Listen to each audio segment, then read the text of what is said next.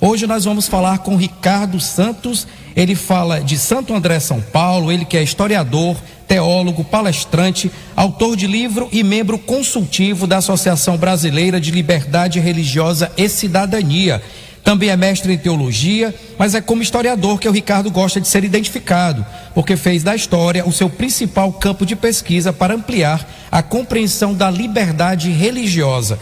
Meus queridos ouvintes e espectadores, em janeiro do ano passado, o nosso entrevistado foi agraciado com o lançamento da segunda edição do seu livro, que foi publicado em 2006 pela Universidade Federal de Alagoas, cujo conteúdo discorre como o fenômeno religioso desde a antiguidade foi transformado num instrumento de dominação e como o imperador Constantino se aproveitou dessa experiência para tornar o cristianismo o principal instrumento ideológico do Império Romano. E é esse o tema que vamos abordar hoje. Bom dia, pastor, tudo bem? Com vocês, participando desse momento tão ímpar. E nós ficamos felizes também, pastor, por tê-lo aqui, por um tema, não é isso que é polêmico, né? Sempre que se fala em religião, religiosidade, escolhas, não é isso? E sociedade, né? A gente sempre traz um pouquinho de polêmica, mas a polêmica é boa, não é isso, pastor? Ela faz a gente caminhar um pouco, né? Sem as polêmicas e sem as perguntas não existe direcionamento, porque as perguntas elas são importantes, porque elas nos ajudam a procurar respostas. Então, o público certamente vai nos ajudar nesse direcionamento, porque o assunto é amplo. Isso. E a gente vai tentar se pôr no meio e esperar a participação para que a gente possa, e a sua também participação aí ativa, para que a gente possa atender ao seu público satisfatoriamente. Eu cito agora o saudoso Antônio Abujamra, eu adoro uma provocação, pastor. Pastor, o tema da nossa entrevista está contido no livro que a editora da Universidade Federal de Alagoas publicou em 2006 e foi reeditado em janeiro de 2020. Como eu havia falado antes, conte-nos mais sobre esse livro, o título e o que é que ele aborda, pastor. Quando a gente elaborou o tema sobre o Édito de Milão, a pesquisa que eu fiz, eu não encontrei no Brasil, pelo menos em 2006, em uma versão traduzida, o Édito, que foi produzido por Constantino e Licínio, que eram imperadores romanos. E, diante dessa pesquisa que eu fiz, eu precisei consultar um Milton Silva, que ele na época era doutor em arqueologia pela Universidade do Texas. Ele me conseguiu os 3 últimos parágrafos que faltavam, ele traduziu do latim, me entregou. E quando eu apresentei a obra à universidade, ela se interessou. Houve o apoio de alguns professores para isso, e eles disseram: olha, nós não temos um livro específico falando sobre esse tema, então nós temos interesse em publicar. Então foi quando eu aproveitei a oportunidade e o livro foi publicado, teve um grande sucesso, mas agora, no ano passado, eu precisava acrescentar 4 capítulos, porque eu queria que o público também tivesse acesso a esse conhecimento. Geralmente, quando nós fazemos uma palestra e nós abordamos a questão do Édito de Milão, ou seja, o documento que tornou o cristianismo, que era perseguido pelo Império Romano, na religião oficial do Estado, as pessoas sempre perguntam, e eu me perguntava, por que o Império, que perseguia um movimento religioso, agora decidiu colocá-lo como sendo a religião oficial? Então houve trocas de favores, houve mudanças, coisas que existiam no cristianismo primitivo deixaram de existir e outras passaram a existir a partir da institucionalização. E muitas vezes nós vemos coisas no cristianismo que achamos que estava desde os primórdios do cristianismo primitivo. Não, surgiu com a institucionalização. Então o livro aborda esse aspecto, só que nessa segunda edição eu volto lá à antiguidade ocidental. Eu mostro a religião antes dela ser como nós a conhecemos hoje. Ou seja, é a partir de Ciro que a religião ela vai ter um uso diferente. E a partir das perguntas nós vamos mostrar como o movimento religioso sempre foi um instrumento ideológico do Estado. Eu não vou falar tudo para que as perguntas possam direcionar isso aí. Pastor, e o interessante é que a gente pode entender que ali foi uma grande jogada de marketing, não é isso? Quer dizer, na verdade, você começa a fazer costuras, né? Eu entendo assim, o cristianismo também, na minha visão, também como uma colcha de retalhos, né? Onde você deixa de fora o que não é interessante no momento, nem politicamente, nem socialmente, e você faz costuras, né? Na sua criação, não é isso? Quer dizer, você junta um conselho, vamos falar aqui um pouquinho daquele conselho de Nicéia, não é isso? A gente junta o conselho e diz, olha, isso aqui não é interessante, isso aqui é interessante, mas vamos dar uma roupagem, né? Para que ele fique mais palatável, é isso mesmo ou eu estou enganado? Não, está correto. E é importante a gente falar um pouco como a história ela é escrita, né? Para que a pessoa tenha uma concepção clara sobre isso que você levantou agora. Por exemplo, nós temos a ideia de que existe um ditado que diz que um fato fala por si mesmo. Para a história isso não é verdade. Então a gente sempre pensa que a história está tratando do fato como ele é. No entanto, se nós observarmos bem, o que separa um acontecimento qualquer de um fato histórico é a importância que o historiador dá àquele fato histórico e não a outro. Imagine o seguinte, que existe um grande rio. E nesse grande rio passam duas pessoas. Vai passar o imperador Constantino e vai passar Zildo Leite. Vamos dizer assim. Ora, duas pessoas passaram. São fatos. Mas qual será o fato histórico? É aquele que o historiador vai relatar. Então o historiador vai preferir falar que Constantino passou em frente àquele rio. Ora, Constantino passou a ser um fato histórico. Então, o que é um fato histórico é um fato interpretado pelo historiador. Isso não quer dizer que outras coisas não aconteceram. Claro que aconteceram, porque a história ela é seletiva, ela é a construção de um historiador. E o cristianismo também foi uma construção de Constantino.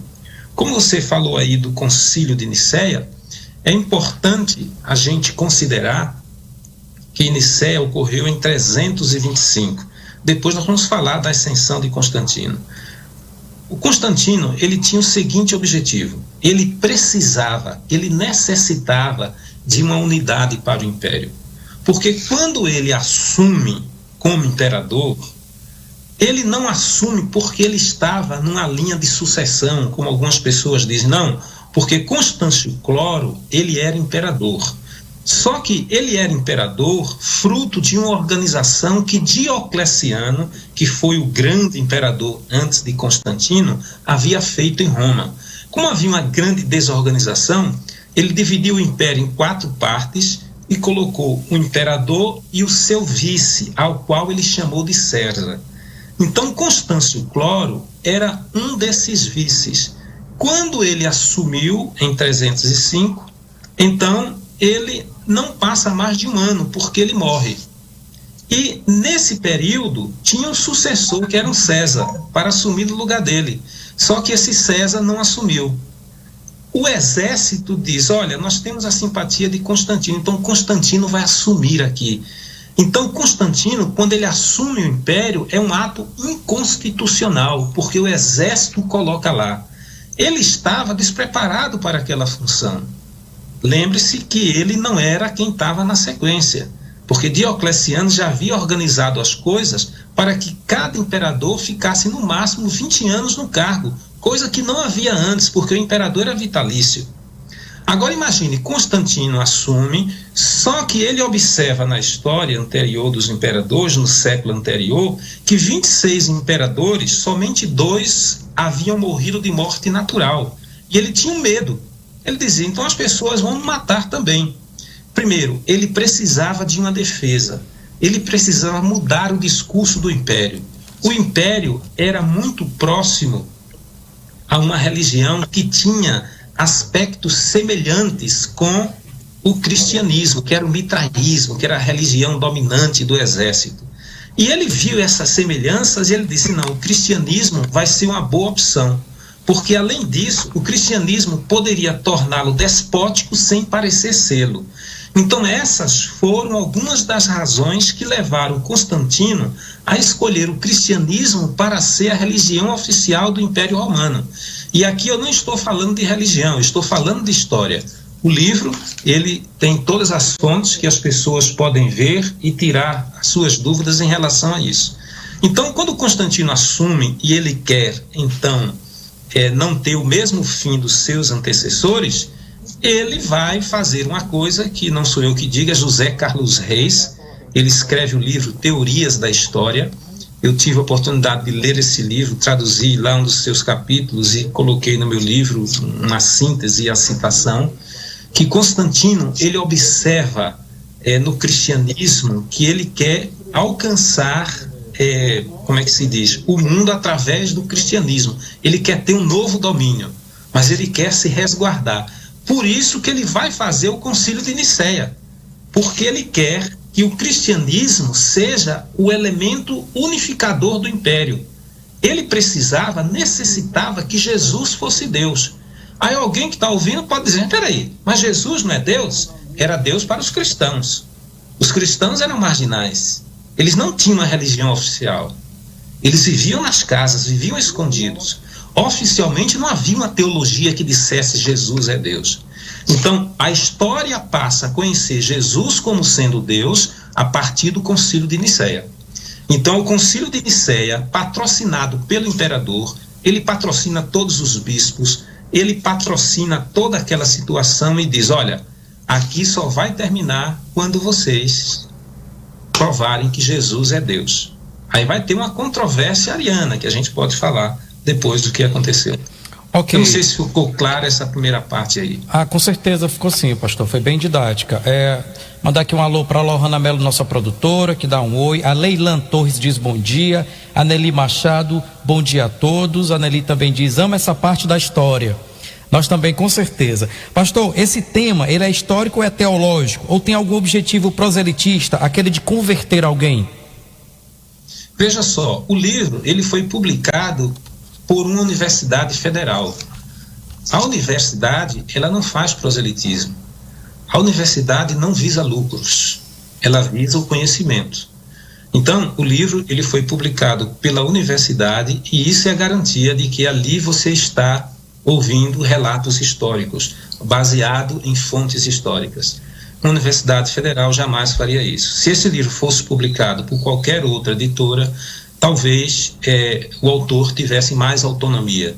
Antes de ser publicado, 16 pessoas pesquisaram esse livro, 16 especialistas, cada um na sua área, para ver se tinha alguma coisa de proselitismo ou fontes que não fossem apropriadas para a academia. Porque a primeira edição foi para a academia, não foi para o público de um modo geral. Essa segunda edição, eu apenas atualizei a primeira edição e acrescentei 4 capítulos. Esses 4 capítulos remontam a Constantino, porque aquele primeiro começou com Constantino. Só que essa nova edição vai começar com Ciro. Vai mostrando que essa experiência de Constantino já tinha começado com Ciro. E, se tiver oportunidade, a gente vai falar sobre isso, porque vai dar uma dimensão maior a tudo isso que Constantino fez, inclusive ao conceito de cristianismo. Ok, mandar aqui um alô também para Karina Silva, que ela diz bom dia a todos. Pastor, como esse tema é um tema histórico, seria interessante o senhor falar como a história é escrita. Eu queria que você aprofundasse, né? O senhor falou um pouquinho lá na frente, né? Isso ajudaria a desmistificar o modo como a história é apresentada e como ela é lida. Essa compreensão é importante para quem quer ser historiador, para quem gosta do assunto e para a compreensão geral desse tema, pastor. Quer dizer, a gente sabe que a história é contada escrita pela mão e contada do vencedor, não é isso? Não pela mão do vencido. E isso muda muito a forma de observar. A gente tem aí, dá um exemplo aqui, a nossa maravilhosa história do descobrimento do Brasil, né? Então, a gente é levado a crer numa determinada história, né, uma fantasia, mas quando você vai entrando na fase adulta e buscando pesquisar, né, buscando outras pesquisas, você vai descobrindo que não era bem assim, pastor. Até que ponto isso é interessante para a sociedade, né? Da forma que a história é contada, ela não deveria ser a história verdadeira? Não existe aquilo que nós chamamos de história verdadeira. Por quê?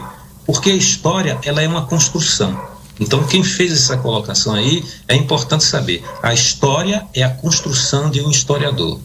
O sangue vivo da história é a interpretação, não é o fato. Então, o que move a história é a interpretação. É como eu disse, duas pessoas passaram dentro do rio. O historiador, ele falou de um. Aquilo passou a ser histórico. Então, a interpretação tem origem na relação do historiador com o fato. Então, alguém quis saber sobre o livro. Por exemplo, isso é importante para você ler o livro ou não. Porque você tem que saber quem é o historiador. Você tem que saber onde foi publicado esse livro. Porque, tomando como exemplo a história do Brasil, se a gente for ver, 1822 o Brasil ele vai começar oficialmente. Antes de 1822 não há história do Brasil. Algumas pessoas, porque no Brasil em 1600 não existia Brasil, existia uma extensão de Portugal. Existia várias outras nações tentando dominar essa região que hoje é Brasil e Portugal se defendendo de todas essas regiões. O imperador, Dom Pedro I, a partir do momento que ele assume, então, anos depois, ele vai dizer, olha, nós precisamos fazer uma história para o Brasil. E ele precisava apaziguar os ânimos da nação, porque não havia uma aceitação muito boa. Então, o que foi que aconteceu? Simplesmente, ele diz, vamos fazer um concurso. E ele fez um concurso e Meireles, então ele pintou aquele quadro lá que nós conhecemos, que tem os indígenas se aproximando, que tem uma cruz, que tem o padre fazendo, o bispo fazendo a missa. Quer dizer, aquilo era harmonizador. Dizer que o Brasil começou daquela forma era importante para o Império. Então, essa imagem do Brasil aconteceu e a história entendeu que aquilo seria convincente para o Império. Então, perceba bem, a força dominante do momento, ela determina o curso da história. Compete ao historiador examinar os relatos históricos. Então, por isso que quando você lê um livro, você tem que pesquisar as fontes, você tem que pesquisar quem é o historiador, você tem que pesquisar a sua intenção ao tentar observar. Então, eu acho que essa história do Brasil é um exemplo claro de como a pessoa deve se aproximar de um texto. O meu livro é uma construção.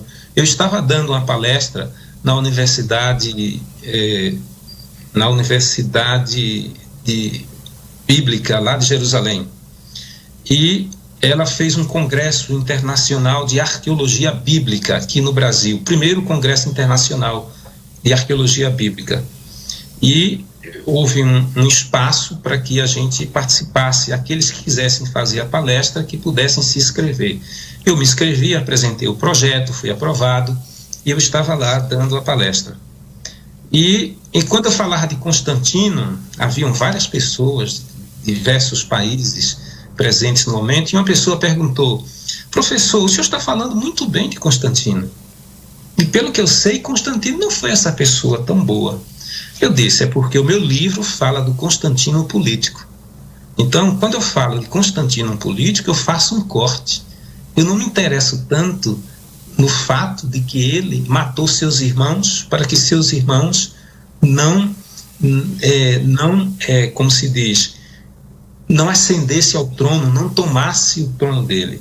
Ou seja, eu apenas falo das coisas que ele fez, mas sem tecer muito nesse fato. Eu citava, mas não aprofundava. Ela achava que eu estava tendo uma preferência. Eu disse, parabéns pela observação, mas a história é uma construção. Eu estou falando do político, eu estou falando do discurso, eu estou falando que ele era uma pessoa analfabeta e ele conseguiu liderar o mundo da sua época, derrubando aquele conceito de que diz que a liderança está associado a uma formação acadêmica. E liderança é uma coisa natural. Constantino é a prova disso. Então, a pessoa, para ler um livro, tem que saber os cortes, os objetivos, ler o prefácio. Isso é interessante. Pastor, eu fico imaginando como deve funcionar a sua cabeça, o senhor que é pastor, não é? Professa a palavra de Deus, não é isso? O senhor tem essa sua formação teológica, o senhor também é historiador, não é isso? Assim, no meu caso, jornalista, eu aprendi com a profissão que não existe a verdade verdadeira. Por isso que eu gosto de colocar isso, porque eu descobri também que a verdade existe dependendo do ângulo que você a enxerga. É isso, porque a verdade está ali no centro, mas cada um está nas pontas enxergando a sua verdade, não é isso? E para o jornalista é meio sofrido, viu? Você conseguir peneirar essa verdade e chegar a algo aproximado a isso. Pastor, eu acho interessante também essa questão da pesquisa, não é? Como é que o senhor fez a sua pesquisa? Como é que o senhor lida com a questão histórica? Porque assim, quando o senhor diz que Deus, que Jesus no caso passa a ser Deus a partir, né, da visão do Constantino, então o que ele era antes disso? E que Deus é esse que a gente professa até hoje, mais de 2000 anos depois, pastor? Correto. Existe um historiador chamado Macnal Barnes, e ele fala um pouco sobre isso. Ele diz o seguinte, que antes de Constantino, a igreja, ela estudava a Bíblia, os cristãos, eles pesquisavam, e depois eles consultavam o Espírito Santo e as Escrituras para tomar a decisão. Depois de Constantino, eles continuaram estudando a Bíblia, eles continuaram pesquisando os livros teológicos, mas na hora de tomar a decisão, eles iam perguntar ao imperador o que deveria fazer. Então, o cristianismo teve uma mudança radical depois da institucionalização. Aí a pessoa pode perguntar, como é que eu, sendo teólogo e historiador, como é que eu posso transferir essa minha leitura da história para a leitura da teologia? Eu divido muito bem. Veja, a teologia, ou seja, a Bíblia, para os cristãos, ela é verdade absoluta. Eu não posso questionar as Escrituras, porque a teologia, ela é feita a partir da pressuposição de que a Bíblia é o livro sagrado dos cristãos. Por que livro sagrado dos cristãos? Porque existem outros livros sagrados de outras religiões. Então aqui eu estou falando do cristianismo. Então, ao eu ler as Escrituras, ali é uma verdade absoluta. Eu entendo dessa forma como teólogo. Eu tenho que aceitar ou não aceitar. Só que na hora de interpretar isso daí, a história vai me ajudar nessa interpretação. Por exemplo, eu tenho que entender que existem elementos nas Escrituras que você não precisa ser um historiador para entender. Por exemplo, lá diz que Jesus é o Salvador da humanidade. Você aceita ou não aceita. Mas, como essa salvação se processa, existe todo um relato histórico. E daí vem as várias interpretações. E compete a essa pessoa. Como fica o cristianismo diante de tudo isso? Veja bem, hoje, quando a gente fala, por exemplo, em púlpito na igreja, a gente pensa que sempre existiu o púlpito como nós conhecemos hoje. Só que Constantino, quando ele se converte ao cristianismo, ou seja, quando ele começa a se declinar a favor do cristianismo, porque oficialmente ele só vai se converter na sua morte, ele, quando vai falar, ele coloca o púlpito. E o púlpito para o imperador quer dizer, quem está falando aqui é uma autoridade. Quem está do outro lado não é autoridade, então fica calado. E eu falo e as pessoas escutam. Ora, antes de Constantino as coisas não eram assim. Antes de Constantino, os cristãos, eles são uma subdivisão do judaísmo. E as reuniões no judaísmo, que os cristãos herdaram, era uma reunião onde um falava e o outro poderia questionar, poderia perguntar, poderia conversar, e havia um aprendizado. Essa história de você ficar atrás de um púlpito e a igreja ouvir em silêncio, isso é fruto da institucionalização. Porque depois que Constantino morre, o púlpito, com todo o seu símbolo de autoridade, ele permanece na igreja. Então, essas são coisas históricas que estão com fontes registradas no meu livro. Também nós observamos conceitos de liderança. Jesus Cristo era muito parecido com os seus liderados. Não havia muitas diferenças. Se você for observar, quando Jesus foi preso, não era porque simplesmente era noite. Era porque as pessoas não faziam diferença entre Jesus e os discípulos quando Jesus estava junto com ele. Porque a liderança de Jesus era uma liderança igualitária. Então, Judas chega lá e beija, para que as pessoas saibam, é esse aqui que é Jesus. Aí eles vão lá e prendem Jesus. Hoje, as lideranças, elas estabelecem essas diferenças, mas isso é fruto de uma institucionalização. Então, o meu livro ajuda as pessoas a entenderem o que é o cristianismo institucionalizado, para que ele possa saber melhor se relacionar com o cristianismo bíblico, se acaso ele tiver interesse. Então, como você encara a religião hoje, você tem como fundamento as escrituras, mas esses nuances estão presentes e a história e o meu livro pode ajudar a pessoa a tramitar nesse caminho aí. Ok, mandar aqui um alô para o Fernando Leal, para a Karina Silva, que diz bom dia a todos. A Lucinaide Machado também diz, Lucinaide Macedo também diz bom dia a todos. A Luzia Furtado, minha prima, direto de Fortaleza, um abraço para você, Luzia. Para o Marconi, o esposo dela, diz também bom dia, está aqui acompanhando a gente. Pastor, eu queria que o senhor falasse, o senhor vai responder no próximo bloco, já deixa a pergunta no ar, a gente vai para uma rápida passagem de bloco. O que é que mudou no seu livro, ou diga assim, na sua visão, o que é que trouxe de interessante quando o senhor deixa de falar apenas para os seus pares no espaço fechado e abre para o grande público, não é isso? Trazendo mais informação, não é isso? Tornando, acredito que o livro mais fácil de ser compreendido, né, pela grande massa. Eu queria que o senhor falasse dessa mudança, mas é no próximo bloco. E você continue com a gente, participe também pelo 3614-9045, que é o nosso telefone aqui do Sistema Paraíso. Participe pelo Facebook Sistema Paraíso, faça a sua pergunta. A gente volta já. Estamos de volta com mais um Paraíso em Debate. Estamos conversando com o Ricardo Santos, que ele é de Santo André, São Paulo. Ele é teólogo, exerce aí a labuta, digamos assim, de pastor. Ele é pastor, não é esse historiador, e a gente está aqui conversando um pouquinho, pontuando a história do cristianismo pelo viés político, social, não é isso? E falando dessa transformação do cristianismo ao longo das eras. E eu havia perguntado no primeiro bloco ao pastor Ricardo o que é que mudou. Ele lançou um livro, né, um livro acadêmico, né, ali da universidade, na universidade que ele atua. E esse livro foi lançado para os seus pares no espaço fechado, mas depois ele amplia essa discussão, abrindo para o grande público. Eu acabei de perguntá-lo no bloco passado o que é que mudou, tanto no livro, na parte física de incremento nessa história, como é que ele viu esse retorno, digamos assim, da visão das pessoas sobre a obra.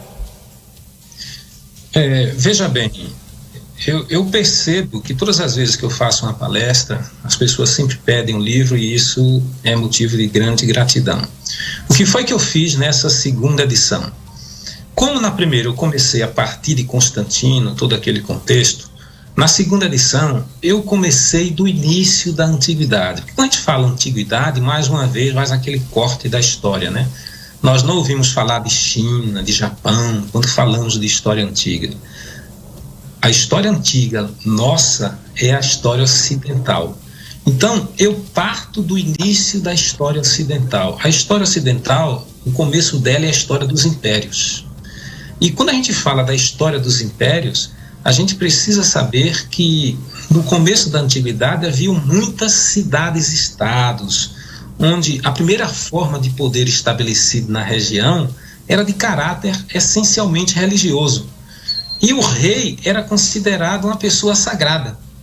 Então, imagine na antiguidade, as guerras eram praticamente guerras religiosas. Todas as civilizações consideravam que o domínio só era completo quando um deus, ele eliminava o outro deus ou humilhava o outro deus.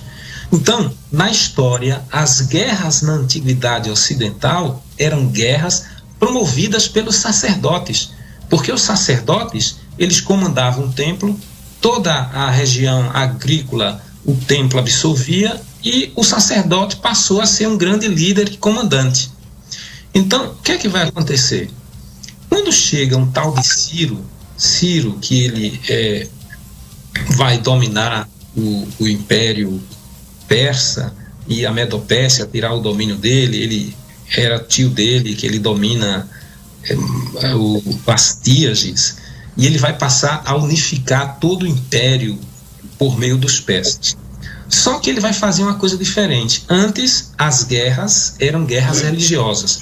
Não adiantava você destruir o exército do outro, você tinha que humilhar o seu Deus. O que é que Ciro vai fazer? Ciro vai fazer o seguinte: ele vai dominar um povo e vai dizer, olha, a partir de hoje você pode adorar o seu Deus. Então era um conceito de liberdade religiosa.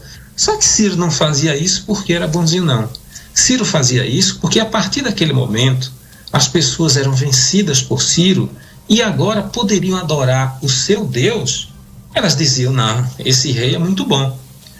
O que é que a história mostra? Que no período de Ciro é o período que tem menos rebelião no seu reino, porque ele dava liberdade religiosa aos povos. Então, a religiosidade, ela é usada como instrumento de dominação pela primeira vez, assim, na história ocidental. Claro que outras histórias podem ter outras referências, é por Ciro.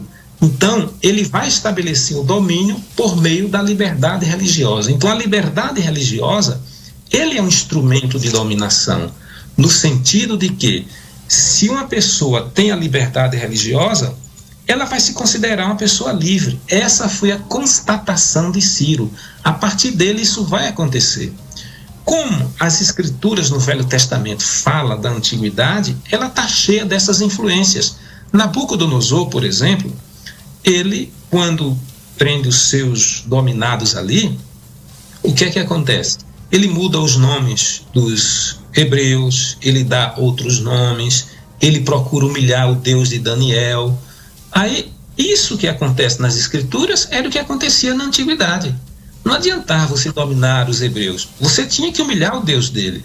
Então Nabucodonosor tenta humilhar o Deus de Daniel, Misael, Ananias, Azarias, troca os nomes, só que ali existe uma guerra religiosa. Deus se manifesta, Deus humilha Nabucodonosor, ele vai comer, mata, aquela coisa toda, mas isso reflete um cenário histórico da época, que Ciro vai mudar.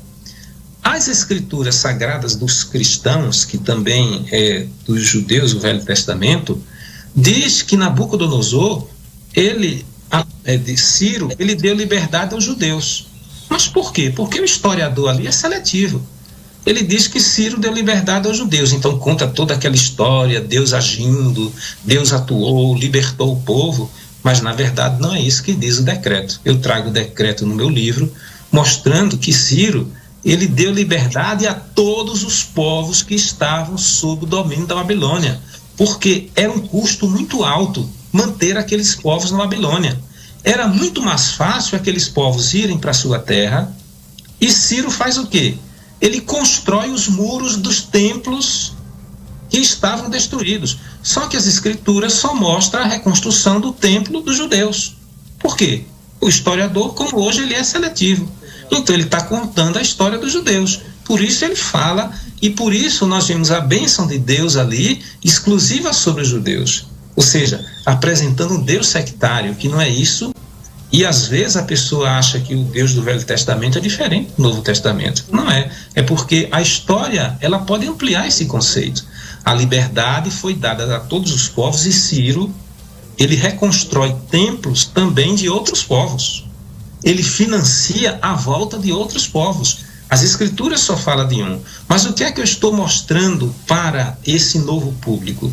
Eu estou mostrando que as escrituras é contextualizada na sua época, mas ela precisa de uma leitura. E eu vou construindo a ideia do conceito de liberdade religiosa como instrumento de dominação.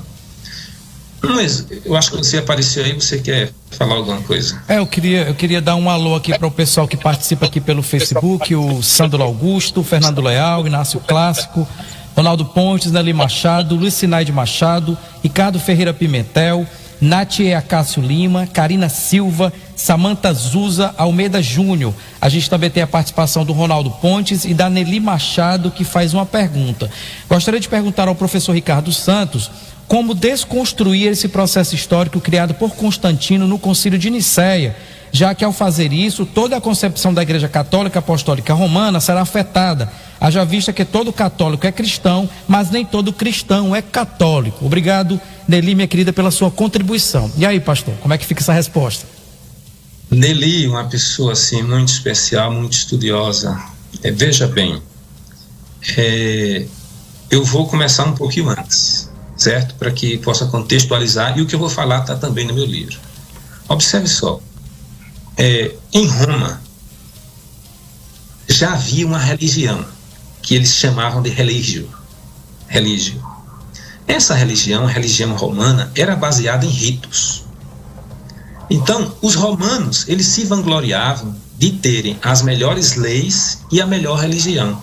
Nenhum povo tinha as leis romanas, nenhum povo tinha a religião romana. Logo, eles se sentiam superiores. Os cristãos, quando eles começam a entrar na sociedade, por meio de discussões, Lactâncio, que era um historiador cristão, ele começa a ter vários debates, depois vai entrar no século IV e século V, Santo Agostinho, eles vão construir uma ideia de religião. E essa ideia de religião que eles querem construir para os cristãos, eles não podem. Por quê? Porque já existia um conceito de religião.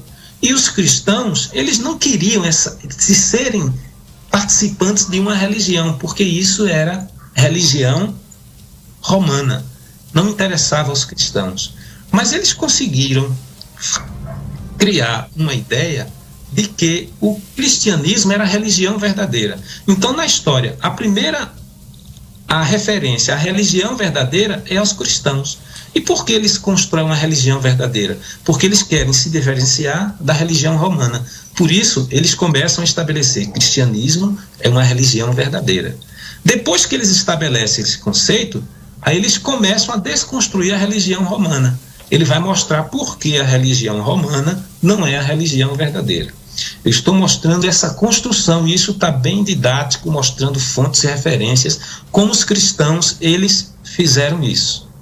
Ora, o Concílio de Nicéia, ele vai tomar essa ideia que estava em curso, e ele vai dizer, a religião é verdadeira, mas Jesus é Deus. Então, a teologia começa a dizer que Jesus é Deus. Agora, lembre-se, Constantino era imperador. Então, o Jesus construído era mais parecido com um rei do que com um homem simples. Muitas fotos de Jesus que a gente tem, Jesus está sentado no trono. Não sei se você já ouviu, se o ouvinte já viu isso. Ou seja, a ideia de trono, Jesus entronizado, aquela coisa gloriosa. Mas tudo isso era para associar Constantino a essa ideia do cristianismo que estava surgindo ali. A única forma que nós hoje temos de desconstruir isso é você tomar como referência as escrituras sagradas dos cristãos em relação ao cristianismo, começar a estudar à luz da história.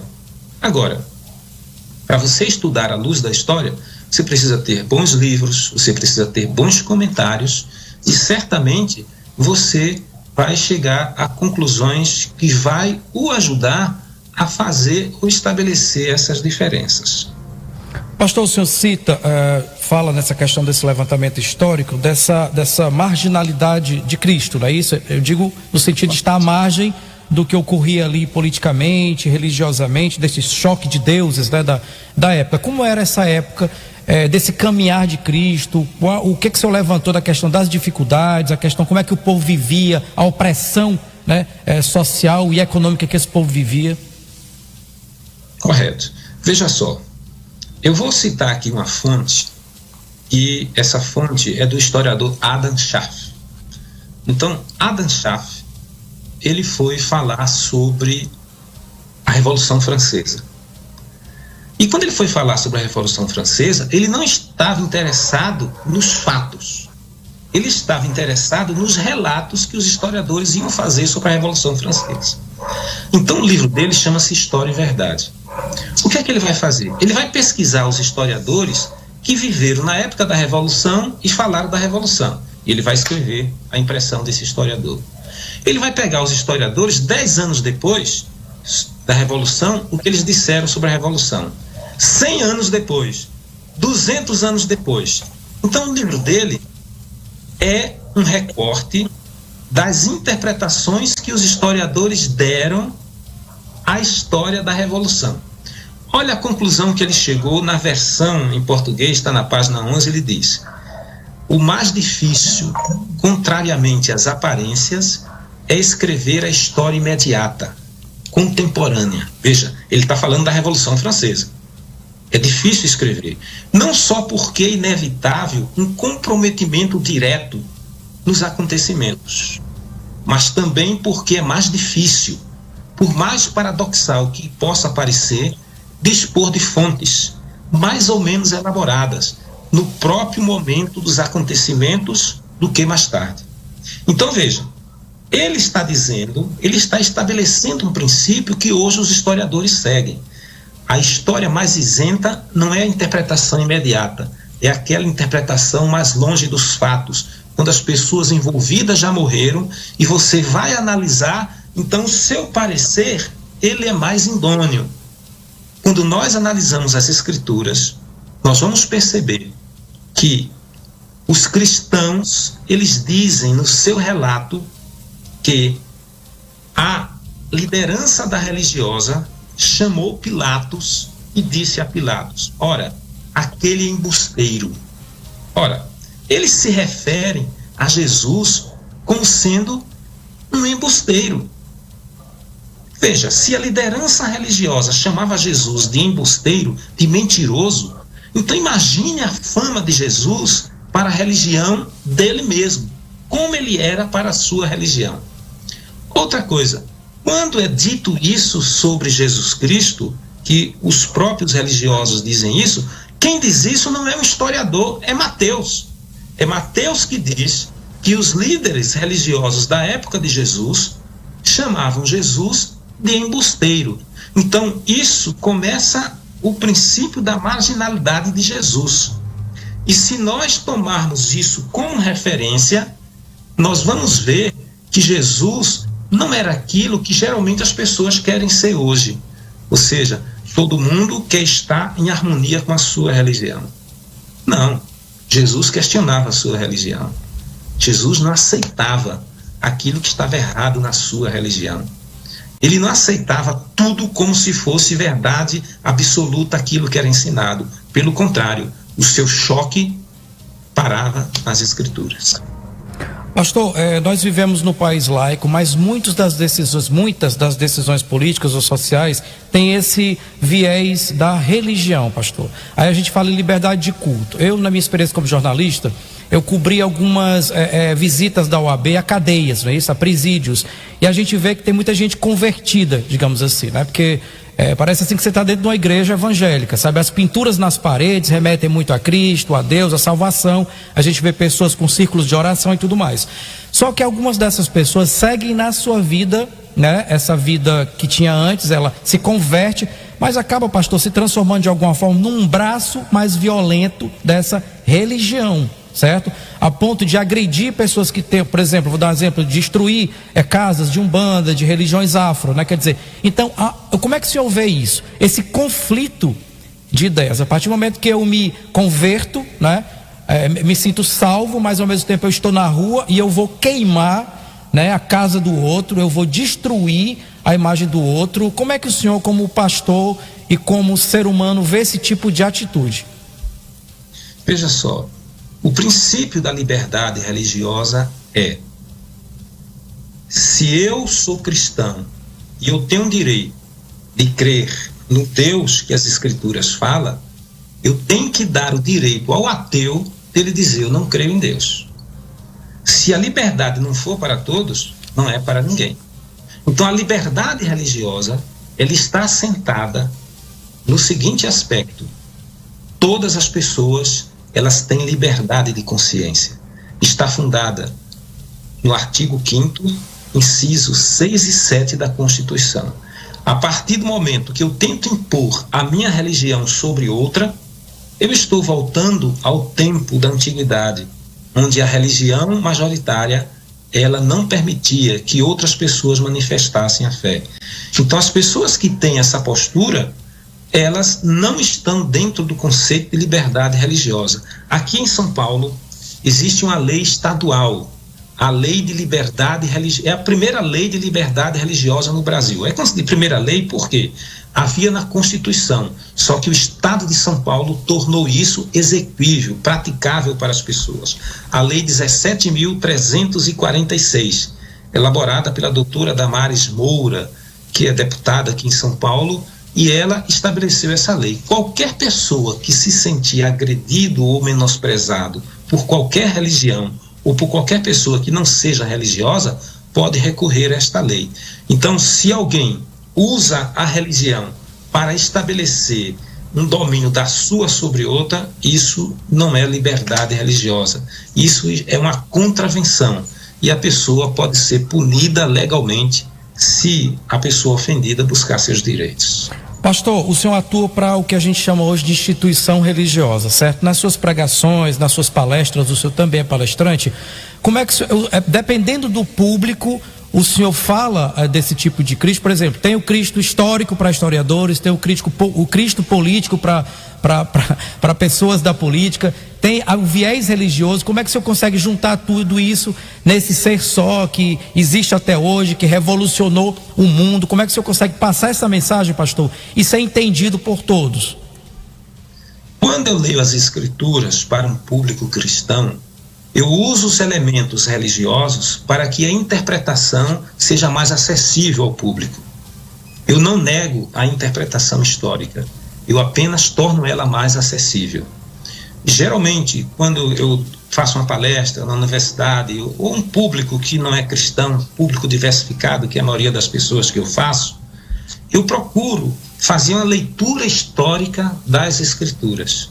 Então, é possível você crer nas Escrituras e utilizar a história para que você possa ampliar essa compreensão. Eu não tenho nenhuma dificuldade em relação a isso. Pelo contrário, eu percebo que Jesus Cristo, em 14:29 do livro de João, ele diz: eu vos digo antes, para que quando acontecer, vocês creiam. Quando acontece, é um fato histórico. Então, Jesus lidava com fatos históricos. Ele queria que as pessoas crescem quando as coisas acontecessem, ou seja, quando as coisas tornassem-se um fato histórico. E o que é um fato histórico? É aquilo que é objeto da interpretação do historiador. Mas compete ao público aquilo que você falou. Existem 10, 20 historiadores que dão interpretação diferente ao mesmo fato. Aí você tem que pesquisar, você tem que estudar. Não adianta ser cristão sem pesquisar. As Escrituras, ela não deve ser lida, ela deve ser pesquisada, ela deve ser estudada para que ela possa ser compreendida. Senão, ela pode ser um laço para qualquer pessoa. É exatamente. E você vai ver aquilo que as pessoas querem que você veja. Isso, pastor. Eu entendo que a gente não deve ser apenas mero reproduzir apenas o que diz o versículo. Você é um papagaio, lê o versículo, entende daquele jeito e sai, não é isso? Cantando o mesmo versículo sem entender realmente a interpretação daquele versículo. Pastor, nós estamos no finalzinho do programa. Eu quero lhe agradecer demais pela sua disponibilidade. Eu sei que o senhor é um homem muito ocupado, mas o senhor trouxe luz aí, uma luz histórica, né? Para a questão da religião, para a questão do Cristo, não é isso? Que as pessoas vivenciam isso, né? Dizem assim, nós somos cristãos, né? Mas, gente, é pela mão de cristãos, né, que as guerras foram feitas, é pela mão de cristãos, não é isso? Que muita coisa ruim acontece no mundo. Então, assim, o que é ser cristão de verdade? Não é? O que é ser cristão de coração, não é isso? Eu quero lhe agradecer demais e dizer que as portas estão abertas para que o senhor possa ainda divulgar o seu trabalho no futuro. Eu queria que o senhor finalizasse informando para as pessoas como é que elas podem adquirir seu livro, quanto custa esse livro, ok? As pessoas interessadas em adquirir o livro é simples, só é entrar no meu WhatsApp 11 967 40 9991, colocar nome, endereço completos e a gente envia pelo correio. Aqui uma promoção especial está por R$25 o livro, mais R$10 que é dos correios, ele vai chegar na sua casa. Olha aí, gente, vamos aproveitar a oportunidade, não é isso? Porque é um livro profundo, né? Um livro de história e política, né? Também não deixa de ser profundo, para abrir aí as nossas ideias. Pastor, faça as suas considerações finais e desde já lhe agradeço a participação. Quero agradecer também o convite por ter participado com vocês, ter interagido com os ouvintes e digo a todos, se você lê a Bíblia, continue lendo, mas faça a sua pesquisa. É importante que você não olhe com o olhar do outro, mas que você entenda principalmente à luz da história. Ela vai ficar muito mais palatável à sua mente e ao seu coração. Obrigado, pastor. Agradeço a você também que nos acompanhou, está aqui pelo Facebook, fez a sua pergunta, fez a sua contribuição.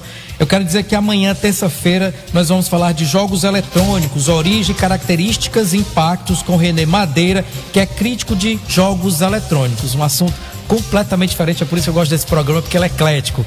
Então a todos, pastor Ricardo, um abraço. A você que nos acompanhou até agora, fique agora com a Estação 101 e até amanhã.